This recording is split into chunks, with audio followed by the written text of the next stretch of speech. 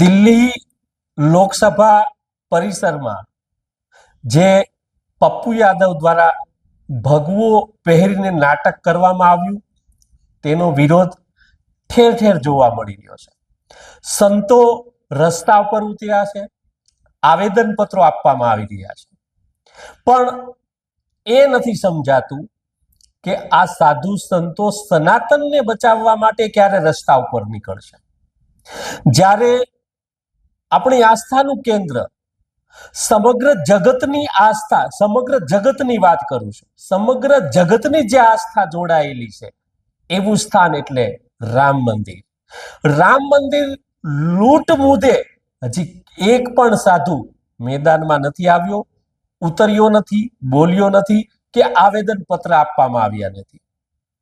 એક તથાકથિત પંથ જે સનાતન ધર્મના મૂળને તોડી રહ્યો છે, એના સાહિત્યની અંદર મર્યાદા પુરુષોત્તમ ભગવાન શ્રી રામ, પૂર્ણ પુરુષોત્તમ ભગવાન શ્રી કૃષ્ણ, મહાદેવ, આદ્ય શક્તિ, આપણા પંચદેવોનું જ્યાં અપમાન થઈ રહ્યું છે, નિમ્ન કક્ષાએ બતાવવામાં આવી રહ્યા છે, એક પણ સાધુ ગુજરાતનો આ મુદ્દે ક્યારેય પણ આવેદન પત્ર દેવા નથી નીકળ્યો. શા માટે? જે સનાતનનું સ્તર છે, સાધુ સંતો, મહંતો, મહામંડલેશ્વર, જગતગુરુઓ પ્રત્યે જે આ સમાજને આદર છે, એ આદર ઓછો કોઈના ઈશારે તમે નાચ નાસીને શા માટે કરી રહ્યા છો?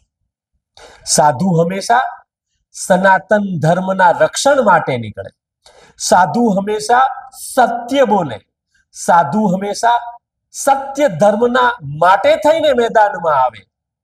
ત્યારે સત્ય ધર્મના રક્ષણ માટે કોઈ આવતું નથી. ઘણા ભગવામાં પાખંડીઓ ફરી રહ્યા છે. વર્તમાન સમય દંભ અને પાખંડનો ચાલી રહ્યો છે, ત્યારે ત્યાં ભગવાનું અપમાન નથી થતું. ઘણા લંપટ સ્વામીઓ આ ભગવામાં જ કુંબળી વયના બાળકો સાથે ખેલ ખેલે છે, બહેન દીકરીઓની ઇજ્જત પાછા હાથ નાખે છે. ત્યારે ભગવાનું અને સંતનું અપમાન ત્યાં નથી જોવા મળતું. આ દોગલી નીતિ શા માટે? દો રંગ શા માટે? અને સંતો માટે તો આપણી ગંગા સતી લખી ગઈ છે, દો રંગા ભેળા નવ બેસીએ, પત એમાં પોતા કેરી જાય. દો રંગ હોય ત્યાં સાધુતા હોતી નથી. ક્યારે નીકળશે મૂળ સત્ય સનાતન ધર્મના રક્ષણ માટે આ સાધુઓ?